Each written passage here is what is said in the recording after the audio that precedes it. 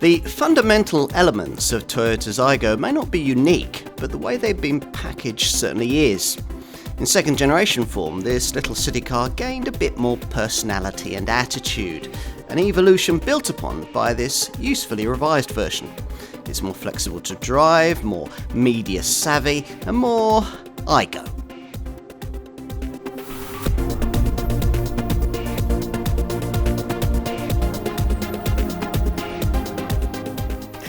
So, what makes a car feel fun? Sprightly handling, cheeky looks, clever marketing? Well, can an urban runabout really qualify for purchase on those grounds?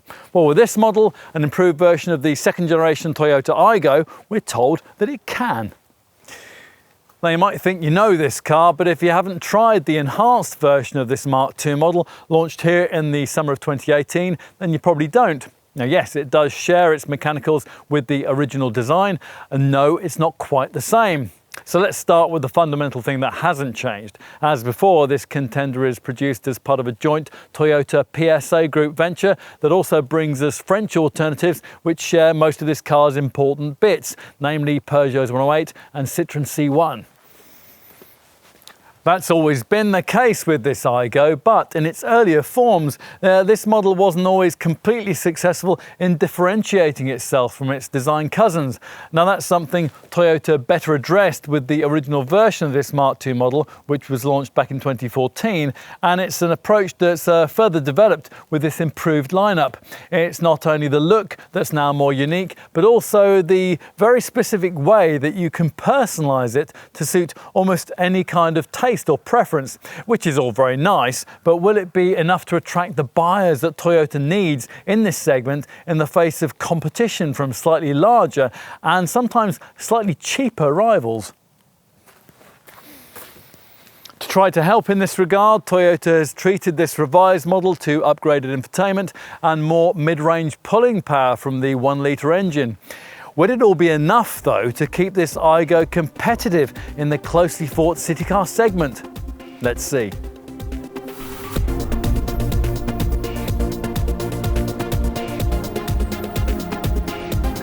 The Aygo has always been pretty single-minded in its choice of engine. In the past, its Citroen and Peugeot development cousins have supplemented this design's core 1-litre 3-cylinder power plant with a perkier 1.2-litre unit, but Toyota's never bothered. The 1-litre engine, the company will rightly tell you, suits this car best, so it makes sense not to diversify from it, but to make every attempt to improve it, which is exactly what's happened here.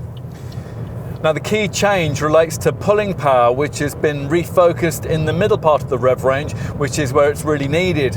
You probably won't be interested in the engineering updates that have been made to achieve this: a differently shaped exhaust port, improvements to the cylinder block, the addition of a variable valve timing mechanism onto the exhaust camshaft, and so on. Forget about all that. What you need to know here is that pulling away in first and second gear is now slightly easier, and you won't have to change down quite as often if you're darting for a sudden gap in traffic. Unfortunately, all this is relative, by which we mean that Toyota, like its Peugeot and Citroen joint venture stablemates, wasn't beginning from a very strong starting point with this normally aspirated little 998cc VVTi engine.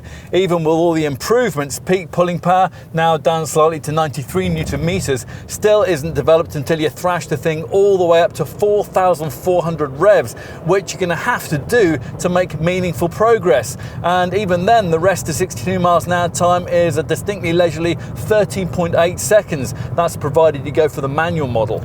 If you choose the optional X-Shift robotized manual transmission, that's basically a stick shift without a clutch, that figure will fall to 15.2 seconds. The top speed for both variants is 99 miles an hour. Of course, if you're merely pootling about, and this Toyota will be doing that for 95% of its road-going life, none of this will be much of an issue. In fact, the 3-cylinder thrum that you get in the low to mid-rev range could be said to be rather endearing. But it certainly won't fit that description if you're, say, accelerating up a motorway slip road, or if you're cruising at the legal limit, at which point, unlike some other modern city cars, this Aygo is certainly well out of its comfort zone. The refinement thing we found a touch disappointing because Toyota wanted us to tell you just how much effort they've put into enhancing it with this revised model. 4 areas were focused on for eradication of noise: the dashboard, the A-pillars, the doors and the rear deck, and copious amounts of insulation have been added in. It's probably all led to a marginal improvement, but it's frankly not enough to meet the ideal class standard in this regard. And we're also a touch disappointed by this car's low-tech braking mechanism. Now, Toyota has chosen here to do without rear discs and opt for a cheaper rear drum setup instead. If you can live with the issues we just raised, and you probably can, then the rest of the report card is pretty positive. Elsewhere in this film, we'll tell you how this model's efficiency returns can't be bettered in the class, and that's partly because of the engine updates, which have been aimed at frugality, but mainly because this car is so much lighter than many of its rivals. That obviously also helps handling and makes this little runabout surprisingly agile and chuckable through the bends. Pitch into a corner and you'll get the predictable helping of body roll and tyre squeal that you'd expect from this kind of car. Stick with it though, and this Toyota can nevertheless be pretty good fun to pedal along, and it's aided by nicely weighted and direct steering, which will allow you to place this Aygo confidently through the turns should you be taking a few back doubles and running late for work or a coffee morning or the school run or your partner's train or your scheduled gym session. Delete any of those as appropriate. The ride quality isn't too bad either. Toyota engineers no doubt aided here by PSA French Group expertise. It's hardly cosseting, but then you wouldn't expect that from a city scoot. The main thing is that speed humps and potholes don't upset this car too much, which is about as much as you can ask for in this segment. We're not so keen on the change quality of the 5-speed manual gearbox. That's rather vague and rubbery, and it works with a curiously sharp short travel clutch pedal. So there could be a good case for recommending the X-Shift clutchless transmission that we mentioned earlier if you happen to be frequently urban bound. This does come with a set of steering wheel gear shift paddles that we doubt too many potential owners will bother with, and which will probably just confuse the predominantly older buyers who tend to prefer not to have to use their left foot. In town, of course, you'll feel that you've reached the environment that this car has been specifically designed for. Here, you'll appreciate the light steering and the tight 4.8 metre turning circle. Parking is as easy as you'd expect it would be in a car with an overall length of well under 3.5 metres, with good all-round visibility that's only marred by the slightly chunky rear C-pillars. The wide rear wheel arches might be a bit vulnerable here, but since most variants will be fitted with the X-Touch multimedia system's standard reverse parking camera, that shouldn't be too much of a problem. The big clear mirrors should help too. Bottom line, well, if you stay within the boundaries of this little Toyota's urban comfort zone, there's plenty to like about it. Unlike some rivals, it can't extend the envelope very far beyond that, but if for you that doesn't matter, then bonding with an Aygo might be quite pleasurable for the right kind of buyer.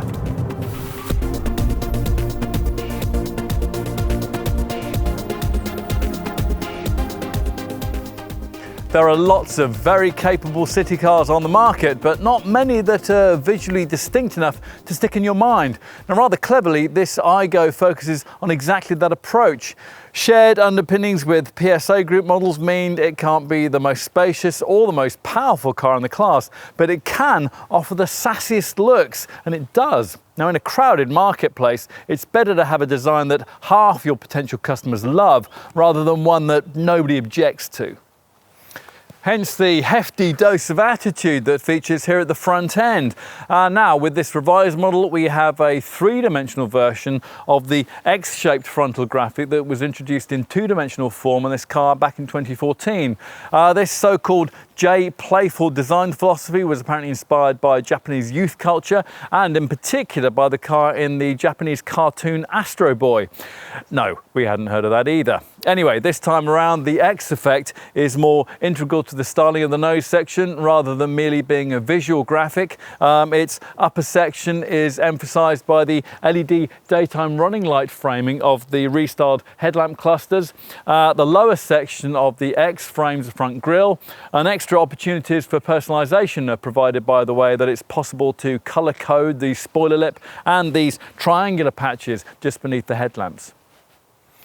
Talking of personalisation, red or black can be chosen to decorate the front and rear bumper accents, the side sills and the roof decal that you can add to emphasise this car's unique double bubble roof design. Now that roof can be had finished in either silver or as here in black with certain trim variants, or you can equip it with an optional fun roof folding fabric top on some versions. The silhouette's exact look and feel differs quite a lot between the rare 3-door variant and the 5-door model that we have here today, which extends its window graphic into the tail lamps and gives an impression of extra length. Visual tricks aimed at creating an impression of forward movement include this rear kicked up door frame, and at the rear corner the LED light guides and the revised lamp clusters. The wheels are now different too. Generally the rims are mostly 15 inches in size, but design features like silver machine face spokes and black paint makes them seem larger.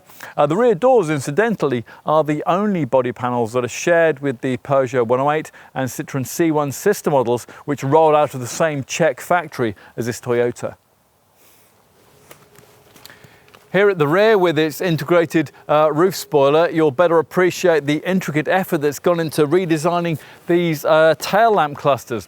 Otherwise, the primary focus, as before, seems to be aimed at mirroring the X-orientated frontal design statement, hence the way this black tailgate panel is angled towards the colour-coded lower bumper insert panel.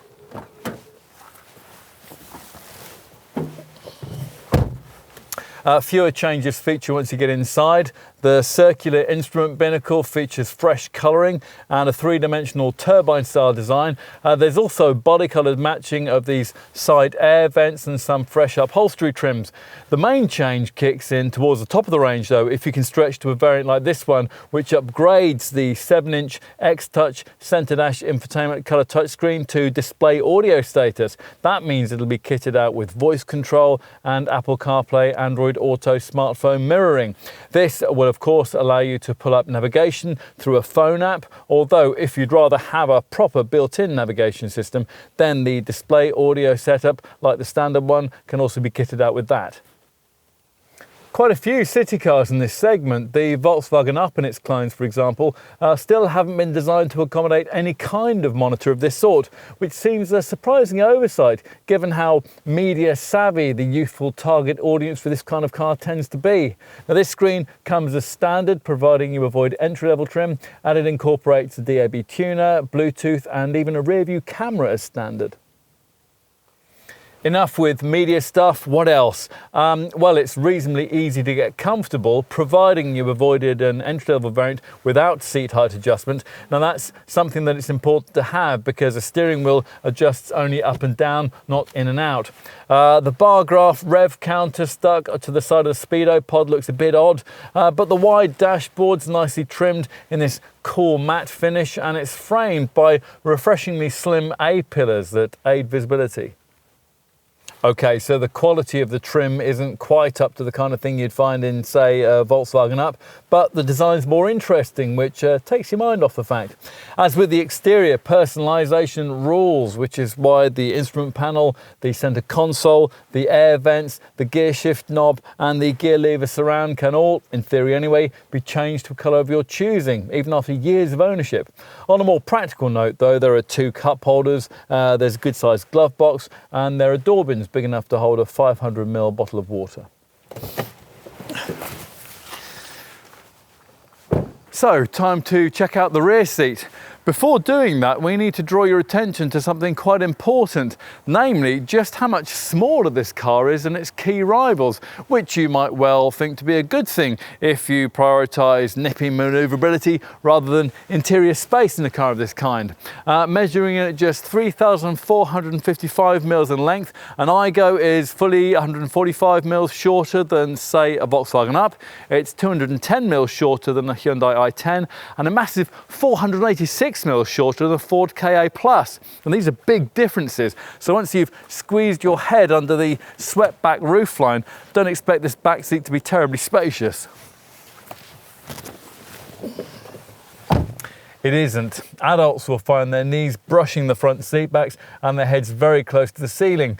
But then just how often do adults travel in the back of a city car like this? Well, almost never is the answer. And if it does happen, then the journeys are usually very short. The rear seats in runabouts like this are usually used for kids, and they'll be just fine with the accommodation provided. Well, space-wise anyway. Let's finish with a look at the boot. Now, like the Volkswagen Up and its clones, this is one of those city car designs that uses a tinted glass panel to replace the conventional tailgate. And we realise that from a production point of view, this usefully reduces the cost of manufacturing, but from an ownership perspective, it's a feature we've never really liked. Unlike a proper lifting rear hatch, this opening glass panel doesn't cut into the bumper, so there's quite a high lip over which you have to lift your shopping, and then there's quite a drop to the boot floor. Once you get your stuff in, you quickly realise the need to pack fairly light. There's just 168 litres of space on offer. To give you some class perspective, you get about 250 litres in a rival Volkswagen Up or a Hyundai i10. But again, this is of little consequence to most owners who merely want to fit in a few supermarket shopping bags. An Aygo isn't the kind of car you go on holiday in after all. For those occasions when you do need more space and your Aygo is the only thing on hand, you can of course fold the rear backrest. Provided you avoid entry-level trim, it splits 50-50. Unfortunately, once the backrest is retracted, the folded rear seats create quite a large step in the floor of the extended load bay. Still, in this configuration, you get 750 litres of space to play with. And if you need more space than that in a city runabout, well, it might be time to change your lifestyle rather than your car.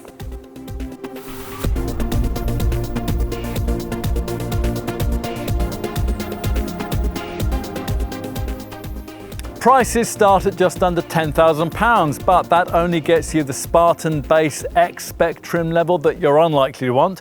So, more realistically, you need to be looking to budget between £11,500 and £15,000 for this car, depending on how generously specified you want its trim level to be.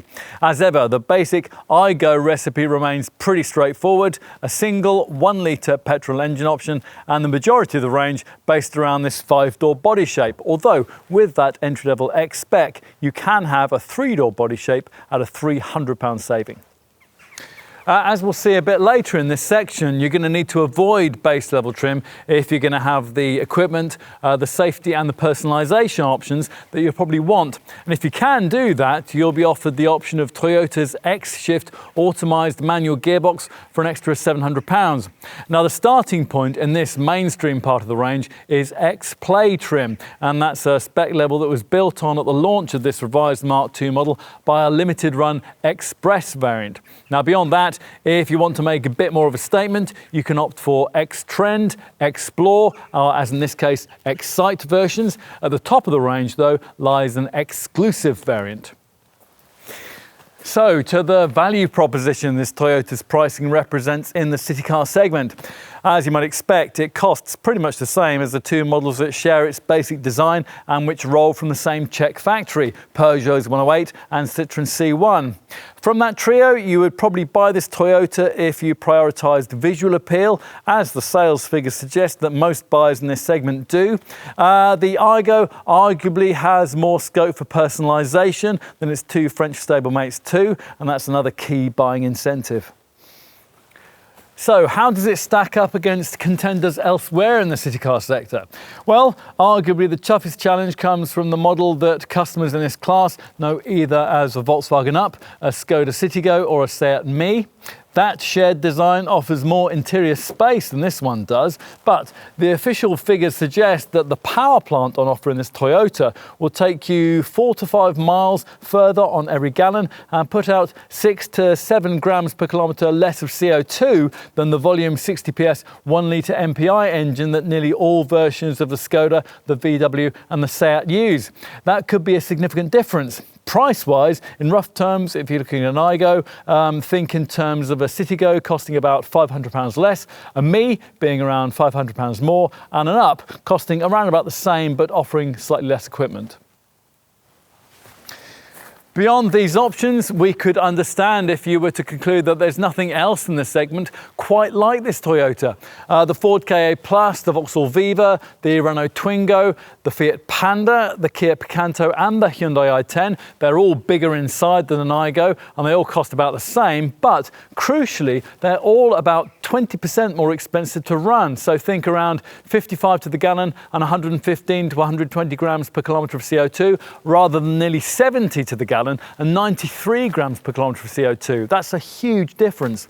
A comparably priced Smart 4.4 is a better bet, but in its base pure form, that lacks a few key equipment items that you get in a comparable X-Play version of this Toyota. A Suzuki Celerio, that's not too far off this Aygo's economy, and it could save you up to, well, around £1,500 in terms of upfront price, but that looks dull and it feels cheaply built. So let's say you've done your homework, you've weighed up all the options, and you've decided that an Aygo is indeed what you want. What can you expect for the money? Well, it is a bit disappointing to find that the entry-level version does without a 50/50 split-folding rear seat and a rev counter, and it can't be ordered with any of the option or customization packs, which are restricted to plusher variants like this one. Still, in base X spec, you do get high-tech projector headlamps with LED tracer lights, LED daytime running lights, an integrated rear spoiler, electric front windows, a 12-volt power socket, remote central locking, aux-in and USB connectivity, and an RDS stereo, although at base level that only has 2 speakers. But hey, as we've already said, hardly any of the Aygos sold here will be base X-spec cars. Your dealer will be wanting you to start your search on the second rung of the trim ladder, X-Play, and that's the point at which you can really start to specify your car the way you want it, with the personalisation options and the chance to pay extra for key features like X-Nav satellite navigation and the X-Shift semi-automatic transmission that we mentioned earlier. Now, the 2 key inclusions at X-Play level are air conditioning and the X-Touch multimedia system with its integrated DAB radio, Bluetooth phone connectivity and its rear view parking camera. There's also driver's seat height adjustment. There are larger 15-inch steel wheels, electric mirrors and a 4-speaker stereo that you can actually hear, and that's controllable from a leather-covered steering wheel. Should you go further up the lineup? Well, if you want your Aygo with a few real niceties, Apple CarPlay, Android Auto, smartphone mirroring, for example, you're going to have to. Now, in the mid-range, there are X-Trend and Explore variants, plus this X-Sight model and the limited edition Express version we referenced earlier. They're all fitted out with 15-inch alloy wheels, automatic headlights and rear privacy glass. The Explore does without most of the shouty stuff. That gives you navigation instead. Otherwise, though, it's all about the street side statement. The X-Trend features coloured accents for the front and rear bumpers and the sills. The Express model builds on that with a full roof decal too, plus you get black alloy wheels, and they also feature on this trendiest X-Sight variant, which is perhaps the most eye-catching of all thanks to its unique bitone magenta fizz paintwork, which is set off by this black or silver coloured roof. The X-Sight spec additionally gives you front fog lights and that important Apple CarPlay, Android Auto smartphone mirroring setup too. At the top of the range lies exclusive trim, which also gets the black or silver contrast coloured roof, along with alloy wheels featuring a twin spoke design. Inside at this level, you get keyless entry, part leather upholstery and automatic air conditioning, along with the Toyota Safety Sense package of camera-driven safety features that we're going to cover off in just a moment. And the exclusive variant is the only other Aygo model that features that smartphone mirroring system as standard, although the special edition Express trim level offers it as an extra. Talking of options, let's try to summarise what's available to you as a buyer of this Toyota. We've already referenced the way you can pay extra for navigation on most models, and many Aygo customers tend to pay extra for metallic paint or a special white flash finish. On the popular X-Play version, you can jazz things up a bit with black or spoked alloy wheels and a roof decal. Chrome garnish can be added to the lower boot door. For the lower side doors, you can have black red, chrome or piano black garnish strips. You can also pay extra for front fog lamps, a vertical cargo net, a protector sealant for the alloy wheels and the bodywork, and if you haven't kicked the habit, an ashtray too. On most variants, you can also add an Innovate interior package that gives you a body-coloured finish for the gear shift surround, the air vent surrounds and the centre console. Avoid entry-level trim, and you can also specify an Outshield package, which includes rear parking sensors, a boot liner, aluminium scuff plates, rubber floor mats and mud flaps. Those last three features can also be ordered separately. On the Explore and the Exclusive variants, you can even specify your car with a retracting electric canvas fun roof that'll give your Aygo a real open-air feel. Paying extra for a bit of Aygo tinsel is fair enough, but having to fork out more to get a decent safety spec is less acceptable. Now, the first generation pre-2014 era version of his car did without safety basics like ESP stability control, side airbags and ISOFIX child seat fastenings, which was really unacceptable. Since then, a lot has changed in the way that Toyota prioritises safety. Since 2014, all Aygo models have featured a standard twin front, side and curtain airbags, stability control, ABS and ISOFIX. There's even a tyre pressure warning system, a hill start assist control to stop you from drifting backwards on uphill junctions, and a speed limiter on the manual models to help to safeguard your licence in urban areas. As for this revised Mark II model, the brand wants to go further by opening up its TSS, Toyota Safety Sense package of camera-driven features to Aygo buyers. As referenced earlier, this comes as standard with the top exclusive variant, and it's a worthwhile £475 option elsewhere in the range, provided you avoid entry-level trim. Over the course of ownership, you should make that outlay back in the lower insurance group ratings that having the TSS package will entitle you to. Now the pack gives you a lane departure alert feature that warns you if you're unintentionally deviating out of your lane on the highway, but its main inclusion is autonomous braking. Toyota calls its system PCS, or pre-collision system. Between 6 and 50 miles an hour, this setup scans the road ahead to detect vehicles you might be about to hit. If a danger point is sensed, you'll be alerted with a warning light and a buzzer at the same time as the brakes are primed, and if necessary, automatically applied to either bring you to a complete stop or to reduce the severity of the accident. Carefully consider this package before you spend too much splashing out on personalised trim would be our advice.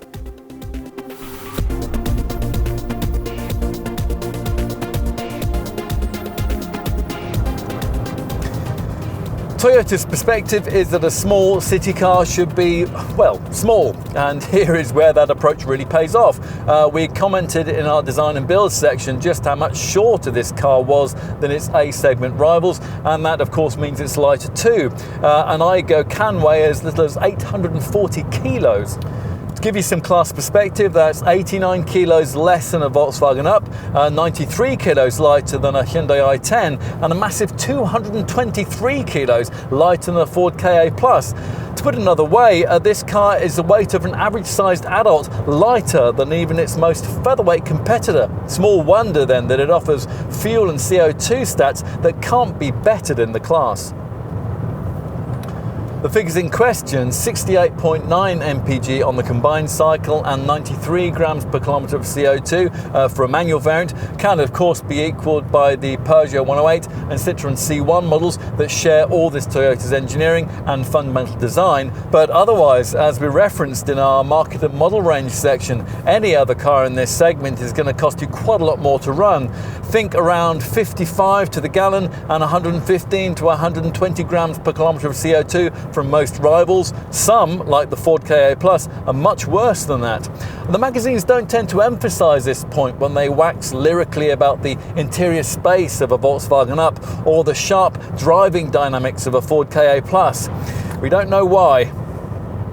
Now those figures haven't changed much from those we quoted when we first tested the original version of this second generation Aygo model back in 2014, but the official test procedure that's produced them it's become far more stringent and real world relevant. Now the figures we just gave you are the ones that Toyota supplied to us, calculated on the new WLTP, World Harmonized Light Vehicles Test Procedure cycle, but converted back to the most recent NEDC, new European driving cycle spec, since that's what a lot of rival models are still using. Complicated, isn't it? Yes, but the bottom line is that based on the official readings, this car ought to have become less economical as part of becoming compliant with the latest Euro 6.2 regulations in this facelifted form. It hasn't, because Toyota and its PSA Group partners have put in an awful lot of engineering effort to improving the efficiency of the single 1 litre 3-cylinder VVTi petrol unit that's on offer. Now we'll try not to bore you with a whole load of technical gobbledygook in explaining the changes, but in the vanishingly unlikely event that you're actually interested in how the necessary enhancements in frugality and cleanliness were actually achieved, we'll cover off the keynote points which apply to the various underbonnet updates. A new dual fuel injector system has enhanced combustion efficiency, plus the compression ratio has been increased and friction within the engine has been reduced. A new throttle body motor and ignition coil have been adopted, and updates have also been made to the cylinder head and block, the piston design and the EGR, the exhaust gas recirculation system. There, done. You can switch back on now to learn something a bit more relevant. That's that the X-Shift robotized semi-automatic transmission that you might well want to have in this car to save all that left foot pumping in town. It's basically a manual gearbox without a clutch, only fractionally impacts on this Toyota's quoted returns. If you're considering an Aygo X-Shift variant, then you're looking at 67.3 mpg on the combined cycle and 95 grams per kilometre of CO2. And gratifyingly, the figures for both the manual and the X-Shift variants aren't affected at all whether this Toyota rides on 14-inch wheels or, as is much more likely, on the 15-inch rims. Whichever version you choose, you can keep an eye on your fuel consumption progress via the useful graphs which are provided on the X-Touch multimedia system. What else? Residual values. Well, they may not be quite as strong as those commanded by a Volkswagen Up, but once you've had a chat with your friendly Toyota dealer, you'll probably end up paying less for an Aygo, which will sort that out anyway. And depreciation on this car has traditionally been slightly less than is the case with its Peugeot and Citroen design stablemates. Industry experts reckon that after 3 years and 60,000 miles of use, a typical Aygo variant will be worth 33% of its original asking price, which is very class competitive. Onto insurance groups, and that will be affected quite a lot by whether your Aygo comes fitted with the TSS, Toyota Safety Sense package of camera-driven safety features, primarily autonomous braking. Now because of this, you get a curious situation where the range-topping exclusive variant, which gets TSS as standard, gets a lower 5E group rating than the hair shirt Base X version, which unfortunately can't be fitted with TSS even as an option. Pay the extra £475 to add the TSS package into any other Aygo variant, and your insurance rating will fall from either Group 7 or 8 to the same Group 5 level, which over 3 years you would have thought would cover the TSS increment, so everybody wins. At the Group 5 level, this Aygo makes a great choice for newly qualified or younger drivers who are looking for their first car. Here it'll probably help that the body panels are designed to pop straight off, which makes accident damage cheap and easy to fix. Talking of maintenance, the 5-year 100,000 mile warranty is extremely good, and even after that runs out, you'll find that most spares are inexpensive, as you'll have the choice to source the majority of mechanical items from either a Toyota, a Citroen or a Peugeot outlet. There's also 3 years warranty against rust and 12 years of anti-corrosion protection. Servicing that's required every 10,000 miles or every 12 months, whichever comes first.